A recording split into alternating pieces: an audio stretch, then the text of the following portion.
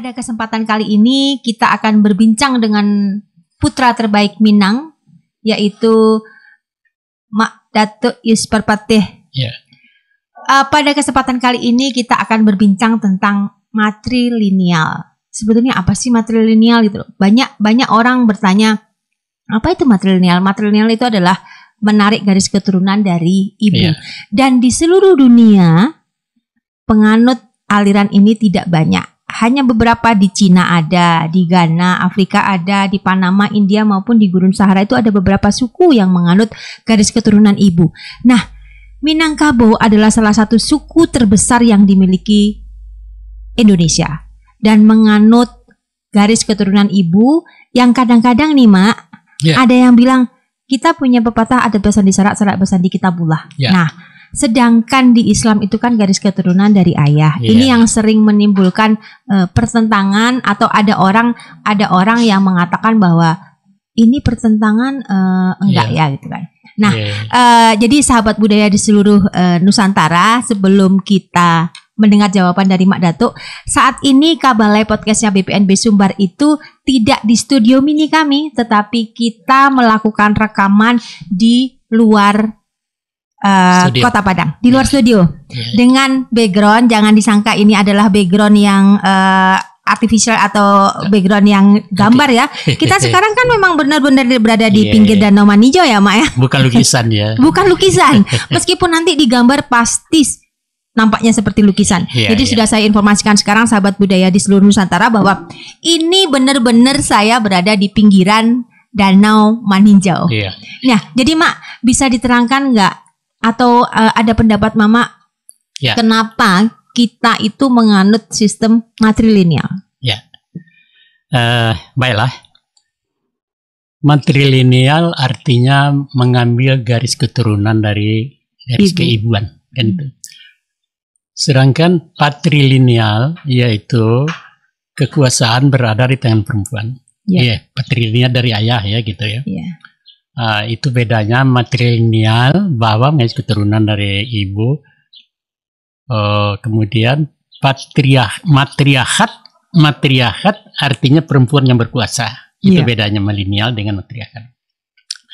Sebagaimana tadi dikatakan bahwa di Indonesia ini satu-satunya suku bangsa yang menganut suatu sistem kekeluargaan matrilineal adalah Minangkabau.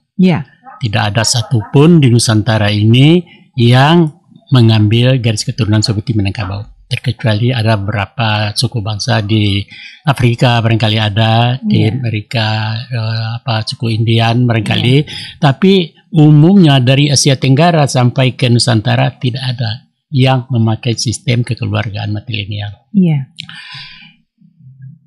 Kemudian Islam masuk. Bahwa Islam masuk ada yang mengatakan di abad ke-12, ada yang mengatakan abad 10.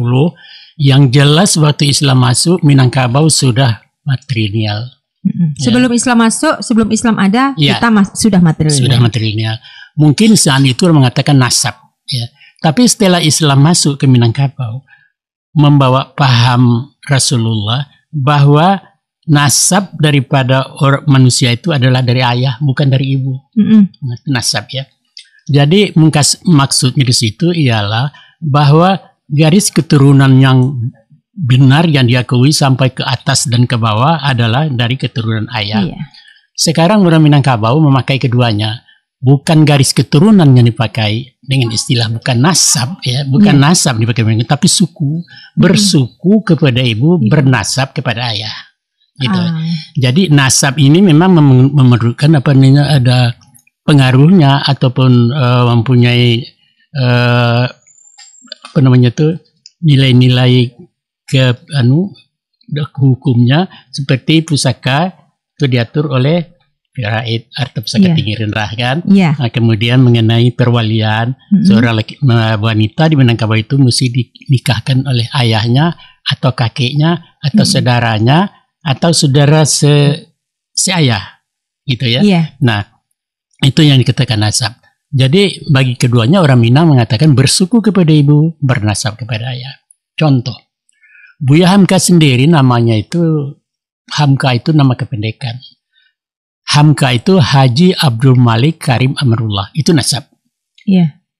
Haji Abdul Malik, si Malik ini adalah adalah anak daripada daripada Haji Abdul Malik Karim, anak dari Karim.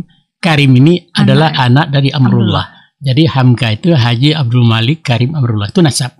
Tapi sebagai orang Minang, Buya Hamka itu mengakui dan mengklaim memang dirinya itu sebagai orang Minang yang bersuku. Sukunya Tanjung itu loh. Oh, suku ibunya berarti. Iya, suku ibunya Tanjung. Jadi Buya Hamka bersuku Tanjung. Malah beliau memangku jabatan kepala adat. Datuk Indomo. Beliau tuh Indomo gelarnya itu. Indomo. Iya, jadi bukan saja mengakui, malah ikut peraturan-peraturan adat itu di dalamnya bahwa beliau itu adalah kepala suku. Beliau itu adalah nenek mama.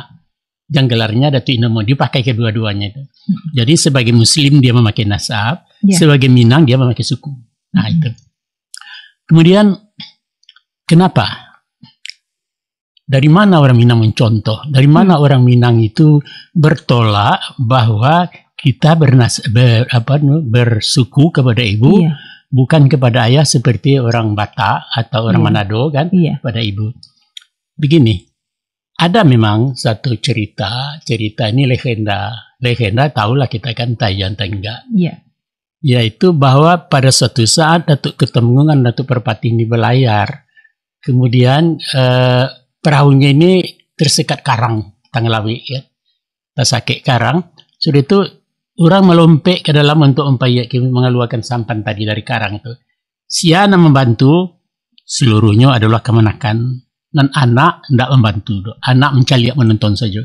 Itulah sebabnya karena kemenakan bajaso, maka kemenakanlah turunnya segala sesuatu itu. Biar pemerintahan adat, biar harta pusaka kepada kemenakan. Itu legenda. Entah iya, entah tidak. Jadi dalam hal itu ada sesuatu analisa daripada cendekiawan itu ya, bahwa ini perlu dipertimbangkan ini. Benar. Ada 3 faktor, ada 3 alasan orang Minangkabau itu berbangsa kepada ibu, bersuku kepada ibu, dan ini boleh kita pertimbangkan wajar apa tidak kan gitu. Yang pertama alasan cinta kasih. Alasan cinta bahwa sejak dari zaman manusia gua sampai modern sekarang, itu hubungan anak dengan ibu lebih akrab daripada anak dengan ayah. Sampai sekarang. Sampai sekarang. Karena ayah itu operasionalnya keluar mencari nafkah, berburu, berdagang dan segala macamnya sampai sekarang, bahwa waktu dia keluar rumah anaknya masih tidur. Setelah dia pulang, anaknya sudah tidur. Artinya jarang pertemuan itu, keakraban antara anak dan ayah itu jauh. Tapi ibu itu punya siang malam, setiap saat, apapun alasannya, dan ibu tetap didampingi anaknya. Jadi hubungan antara anak dan ibu itu begitu akrab, seakan-akan 2 badan 1 nyawa. Jadi inilah yang berkembang. Dari mulai dia menghamilkan, dari mulai kemudian melahirkan, mendidik, mengasuh, mengajar segala semua dengan ibu yang punya peran penting. Ibu yang punya peranan. Jadi wajarlah kalau orang Minangkabau itu mengangkat ibunya sebagai perempuan yang paling berjasa dalam hidupnya, itu adalah ibunya, dan itulah diambil kepada asal usul suku. Kan gitu ya. Orang yang berjasa. Jadi pantaslah orang Minangkabau itu bahwa dia cintanya kepada anak, tanyakan kepada orang perempuan yang pernah punya anak. Nggak bertentangan dengan Islam kan, Wak?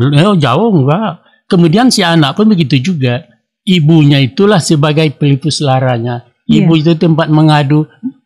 Haus dia tengah malam, ibunya. Belum apa-apa, ibunya. Nyamuk seekor. Ibunya juga kan.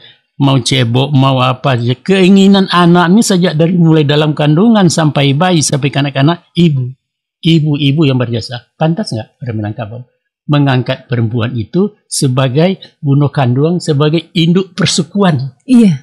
Memberikan tempat yang tinggi. Yang tinggi. Dan itu sangat layak. Itu faktor pertama. Faktor yang kedua yaitu secara matematika.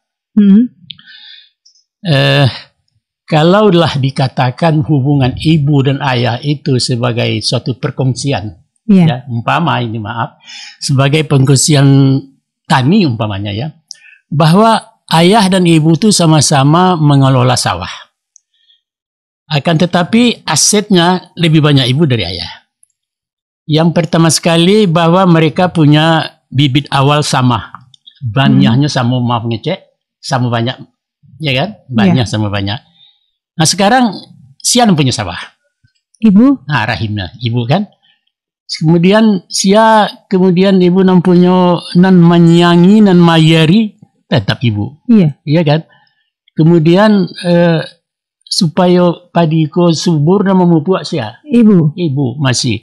Kemudian supaya apa namanya itu hama-hama ini supaya disemprot segala macam dibawa ke posyandu kan? Iya ibu kan? Di saat terakhir panen menyabit mayria kan, itu kan ibu seluruhnya kan. Jadi dalam proses bertani pun yang lebih banyak berperan perempuan kan, Mak? Iya, justru tadi ayah kan bibit awal, kemudian memasuklah, umpamanya memerlukan pupuk segala macam itu kan ayah, dua ayahnya, peran ayah dua. Pertama bibit awal, kedua mungkin memasuk yang dibutuhkan. Akan tetapi ibu ada 6, ya kan? 6 peran dibanding 2, ya kan? Nah. Jadi secara matematika banyak ibu. Banyak ibu. Kemudian ada hadis Rasulullah mengatakan bahwa pada suatu saat sahabat tanya kepada Rasulullah, ya Rasulullah, selain daripada boleh Mama dekatkan mic-nya? Oh iya ya lupa. Madoknya keurang. Ulang lah dek ya. Diulang ya. Enggak. Jadi seorang sahabat tanya kepada Rasulullah, ya Rasulullah, selain daripada engkau ya Rasulullah, siapa yang wajib kami muliakan Rasulullah? Ibumu. Sesudah itu siapa lagi?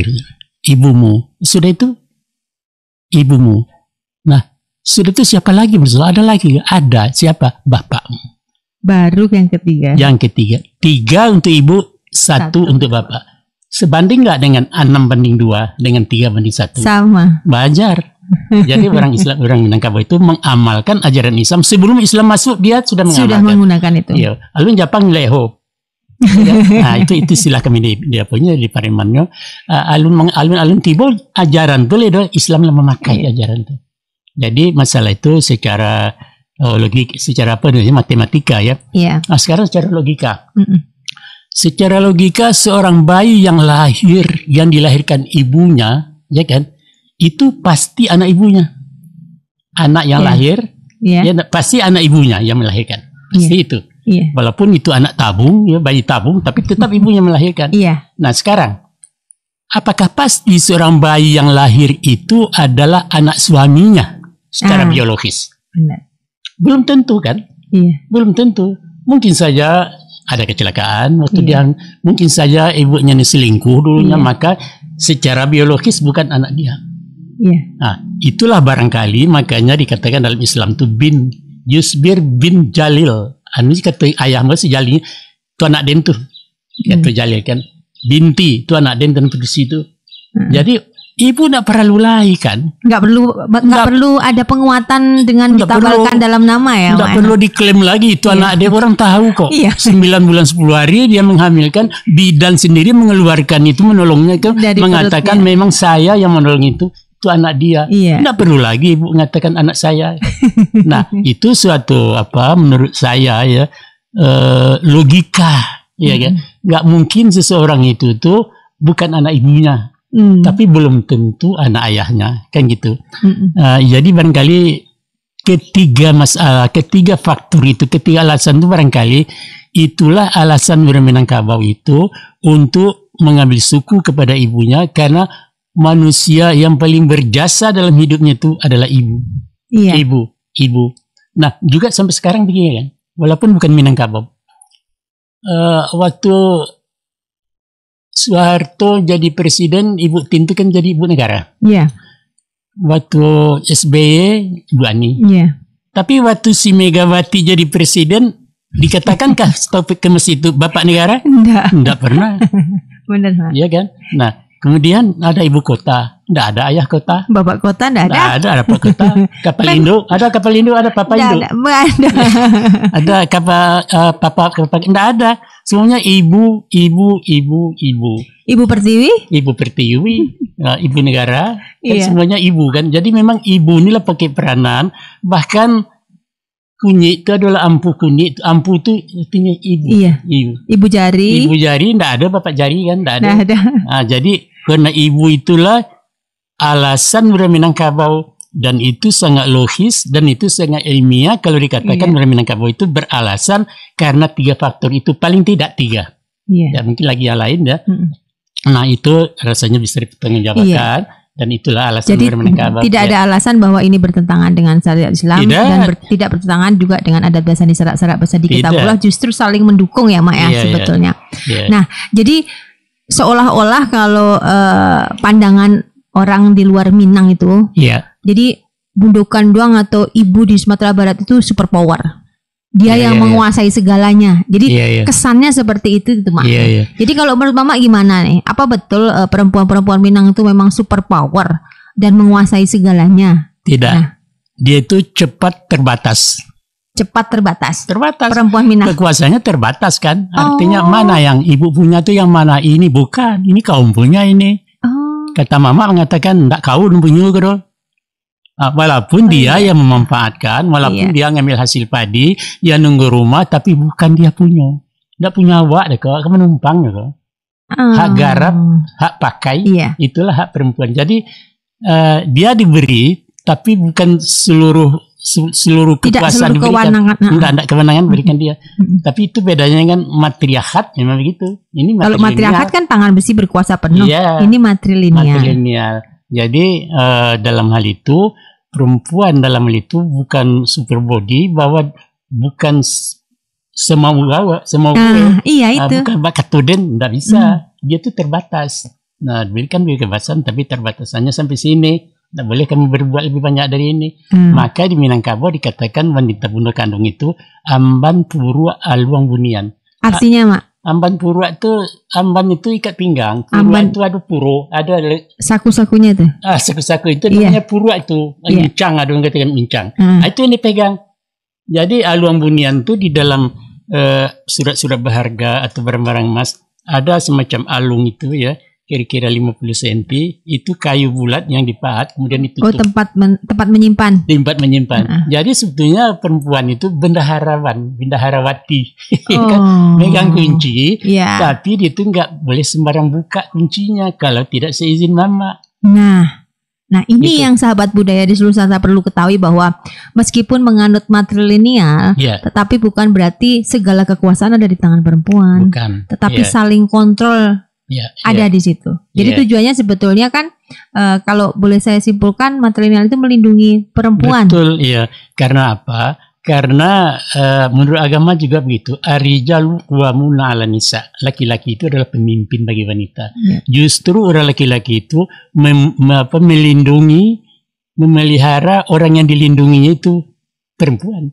Iya. Ya, jadi itu kewajibannya itu sebagai orang laki-laki untuk melindungi perempuan. Tapi bukan berartinya malapihkannya tali-talinya, enggak. Nah, sampai di sini cuma kalian. Nah, dalam hal itulah bahwa orang Minangkabau itu begitu teliti, begitu itu ingat kepada kedudukan perempuan itu. Sebab kalau bukan begitu, si Barat umpamanya si perempuan ini orang lain menyatakan ya, Iya. dibawa suami, ya kan? Kalau meninggal suaminya atau suaminya sakit-sakitan, siapa nanti yang menanggung jawab? Nah, dalam ini itulah perempuan ini dilindungi dan diberikan semacam subsidi dari adat kan, Dari harta dilindungi pusakunya. dari harta pusaku tinggi tadi. Iya. Nah, itu menyebabkan bahwa itu adalah bentuk pemeliharaan, bentuk tanggung jawab seorang laki-laki kepada perempuan, karena perempuan ini adalah kepala Yang pembawa ibu garis tadi. suku, Iyo, yang membawa yang ini. dimuliakan itu, Iya. perempuan dimuliakan. Jadi gini Mak, ada juga yang konotasinya begini kan, saking super powernya, makanya perempuan Minang itu kalau nyari jodoh juga boleh milih. Makanya ada istilahnya yang perempuan Minang itu kan melamar Mak. Iya, Nah, kalau di tempat lain itu kan Iya. Tabu namanya perempuan melamar. Nah, ini gimana Minang melihatnya gitu loh. Apa ya perempuan yang harus jalan-jalan ke sana-sana terus nyari laki-laki nah misalnya kayak gitu Tidak, kan. tidak. Nah, filosofinya bagaimana, Mak? Bukan perempuan melamar laki-laki, Iya. tapi keluarga perempuan mendatangi keluarga laki-laki untuk anak gadisnya jadikan suami. Jadi bukan pribadinya loh. Iya, Ya, benar. dan itu boleh. Dalam Islam itu nggak salah. Buktinya Khadijah itu melamar Rasulullah melewati Abu Talib. Oh. Itu Jadi dia melamar. jadi bukan calon pengantin ya yang melamar. Bukan itu di Minangkabau bukan begitu. Iya. Perkawinan yang ideal di Minangkabau adalah persepakatan antara kedua keluarga yang bersangkutan. Jadi nggak boleh dia tuh dalam adat kawin nikah pak pekan tulisan agama ada wali, nggak bisa. Dalam adat itu bukan perkawinan ideal, bukan melanggar adat itu. Jadi kenapa yang kok benar. perempuan ini kok keluarga perempuan yang mencarikan jodoh itu ininya apa? Filosofinya atau nilai-nilai yang pengen disampaikan apa sebetulnya, Mak? Begitu sayangnya orang Minangkabau kepada perempuan. Nah, beruntunglah Anda dilahirkan sebagai perempuan Minang. Iya. Kan gitu, umpamanya rumah pedusi anak awak pedusi ke perempuan baik karimbo mencari kayu rumah, mencari bama rumah kan cari Dari anak lahir tuh dia sudah siapkan tuh. ke ladang karimbo kan ke rumah untuk kau. Kemudian baik ke satu padang ataupun suatu daerah kan mencarikan dibikinkan sawah, dipetakan sawah untuk kalian untuk memproduksi. Iya. Sampai pun suaminya dicarikan. Nah, saking sayangnya. Nah, itu. Jangan jadi, sampai anak perempuannya nanti merasa waktu iya, betul. Jadi dia tuh nggak boleh umpamanya seleluasa mencari tukang laki den, katanya nggak bisa. Non elok di kami, ketujuh di kau. Oh. Nah, itu rumusnya itu. Rumusnya ya? Rumusnya senang orang yang mencari sesuai orang yang memakai. Iya, iya. Nah, jadi dalam itu nggak boleh katanya tuh nang ketujuh den itu pacar den mak segala macam. Ada istilah menurut Minangkabau kan, sesuai dulu. Nah, jadi sekarang kan itulah fenomena yang terjadi. Yang mama tuh yang mama 3 menikan sih. Itu yang ketujuh dan nak den. Nah. Jadi kalau sekarang kondisinya sekarang begitu. Udah nggak kayak dulu lagi, Mak ya? Justru itu sesuatu yang sudah hilang. Nah kalau dulu memang mama yang mencarikan jodoh untuk kemenakan gadisnya. Iya, mama dan keluarga besar lah. Iya. Gitu kan. Itulah dinilainya orang ini baik atau tidak, keturunannya bagaimana, pendidikannya bagaimana, moralnya segala macam. Dipilih orang untuk menjadi bibit keturunan sampai ke bawah. Iya, jadi ditengok bibit bobot dan bobotnya. Betul ya, itu maksudnya. Cuma anak sekarang udah nggak bisa pakai itu lagi, mana Pak? Tidak mutlak ada, Iya. cuma sebagian. Tetapi masih kalau bisa nilai-nilai itu tetap dipertahankan. Iya. Sekarang kan begini, umpamanya segala dia yang ngurus segalanya sampai ke pelaminan, sampai ke catering segala macam, dia yang mematok ari segala macam kan. Tinggal si mama tinggal manekin. Sebenarnya bukan begitu. Taruhlah dia punya rancangan tapi minta permisi dulu kan. Bagaimana ini apa kami, program kami. Nah, oke lah. Jangan memaksa. Iya. Itu kami ini ketujuh. Nggak elok di sini nanti itu. Nggak di kemikian. Kan itu. Jadi itulah otoritas dari mama itu. Kalau sekarang itu kan sudah mulai longgar kan. Peran mama itu ya, Mak? Peran mama sudah mulai kropos lah gitu ya. Iya. Di sebagian daerah. Dan itu tuh seharusnya adalah kewajiban generasi sekarang untuk meninjau hal-hal yang demikian tuh. Jangan sampai berubah nilainya itu. Trendnya bisa berubah. Iya, mengembalikan itu tadi, Mak. Paling tidak kan sahabat budaya di seluruh Nusantara ini untuk yang gadis-gadis Minang, remaja-remaja Minang itu kan. Iya. Kalaupun mau memilih jodoh, lapor dulu sama mama, enggak, Mak? Ya silahkan dulu, ada yang setuju kan. Nah, kemudian ada kan pendekatan, ada kan kata orang itu memang orang baik, yang perlu keyakinan. Iya, yang penting kan satu keyakinan. Satu keyakinan.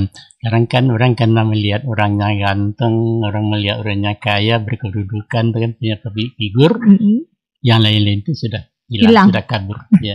Nah. Berarti sebetulnya begini, Mak. Ini mumpung lagi seru nih. Ada nggak cara memilih jodoh di Minang itu? Ada nggak poin-poinnya yang wajib? Yang pertama pasti jelas harus seiman. Nah, iya. Ada lainnya nggak, Pak? Resep-resep itu sebetulnya yang sekarang orang sudah nggak memperhatikan itu lagi. Itu kan umum itu sejadikan, dan itu sebenarnya kan manusiawi itu kan. Rancak. Ya. keyakinan gagah. Cuman bukan hanya itu. Yang penting kan di Minangkabau itu moralitas. Moralnya Pak, walaupun ini gagah, walaupun ini batu kuanam di Tanah Abang, tapi kalau moralnya itu cacat, kumari babi misil macam itu, yang laki dia nak dihalangi. Pikirkan, sebab nantinya akan begitulah perangainya sampai akhir. Kalau tidak sekiranya dari awal-awal kita ingatkan. Karena mencari kilek lo yang orang kan, tahu-tahu itu tuh dia berbahasa puah, bukan ameh kan? Iya. Itu yang terjadi.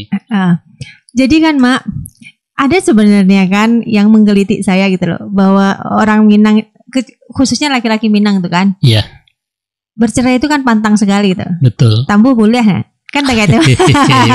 Nah itu gimana? Iya. Jadi masalah bertambah itu sebetulnya itu kan manusiawi. Itu bergantung kepada orangnya. Tidak melanggar syariat, Mak. Enggak, Rasulullah juga banyak kan istrinya yang perlu dalam itu tuh menjawab tidak boleh satu, boleh dua, boleh tiga, boleh empat, yang perlu adil. Like adil waktu adil ini tuh yang rumit, ya kan? Iya. Kemudian dalam hal itu orang pernah bertanya kepada Buya Hamka, Buya, ayah Buya itu istrinya banyak, bahkan ipar Buya istrinya banyak, dicarikan oleh ayah Buya sendiri. Saudara-saudara sahabat Buya itu banyak istrinya. Kok Buya sih menciek saja? Jadi kata Buya, orang yang mencari yang lain itu karena menutupi kekurangannya. Ada yang kurang di istrinya, dicarinya tambahnya dari yang lain. Kalau dia nama serius di itu, ada sadonya masakannya lama, terikanya kan licin, ya enggak? Memberikan banyak anak, senyumnya manis. Untuk apa mencari lain-lain? Jadi udah paket lengkap ya, Mak? Iya. Jadi orang babi ini bertambah tuh menutupi apa yang tidak ada di istrinya, itu cari yang lain. Yang enggak boleh nyari-nyari ya kekurangan istrinya. Ini pesan untuk anak muda Minang nih. Jadi menceraikan anak orang enggak boleh, tapi tambah boleh. Yang penting itu tadi yang pesan Mak Datuk tadi, bahwa yang penting adil. Terus seperti yang disampaikan Buya Hamka, bahwa kalau ada kekurangan itu bisa ditutupi, tapi jangan pernah mencari kekurangan pasangannya untuk menjalankan yang itu ya Mak ya. Iya betul ya. Jadi gini Mak, terkait dengan matrilineal tadi gitu kan. Kalau saya boleh simpulkan bahwa ibu di Minang itu memegang kunci semuanya. Betul ya. Termasuk rahasia anak dan segala macamnya gitu kan. Jadi kenapa saya pernah mendengar Mak, bahwa untuk garis keturun misalnya untuk memilih mama kepala waris ataupun keturunan gelar-gelar saku itu tadi, itu harus bertanya sama Bundu Kanduang, Mak. Maksudnya kenapa gitu? Bundu Kanduang itu yang lebih paham tentang tingkah laku orang di rumah, di lingkungan dia tuh kan, perempuan itu kan halus kan perasaannya. Dia tahu orang yang berpura-pura, orang yang serius. Sebenarnya peran dari ibu itu karena merasakan. Karena dia itu dengan perasaan dia menilai orang itu, bukan dengan pikiran.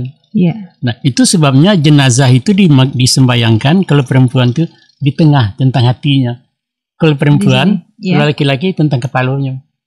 Jadi kalau perempuan bilang saya rasa, kata perempuan, tapi kalau laki-laki saya pikir. Itu bedanya. Jadi perempuan itu yang lebih peka gitu ya, lebih sensitif. Dia membaca dengan hati. Betul. Nah dia melihat seorang wajar tidak sebagai pemimpin. Boleh tidak ini? Kadang-kadang anaknya masih remaja kan, ikut bisa jadi mama nanti kok katanya. Kata si Bundu Kanduang kan. Rekomendasi dari Bundu Kanduang ya Mak ya? Iya betul. Untuk memilih siapa-siapa yang akan melanjutkan, mau kepala waris ataupun mau yang mendapatkan gelar gitu. Walaupun dia bukan memutuskan. Tetapi dia merekomendasikan. Iya betul. Pasti dalam penunjukan pemimpin adat itu pasti melibatkan Bundu Kanduang ya Mak? Iya betul ya. Sahabat budaya di seluruh Nusantara, demikianlah terkait dengan matrilineal, salah satu suku yang ada di Indonesia, suku besar yang ada di Indonesia. Jadi kita bisa melihat dengan jelas sekarang alasan-alasan orang Minang itu menganut garis ibu ternyata adalah untuk melindungi seluruh masyarakatnya atau seluruh pengampu budayanya agar kita tetap bisa eksis di dunia yang beraneka ragam ini. Terima kasih sahabat budaya.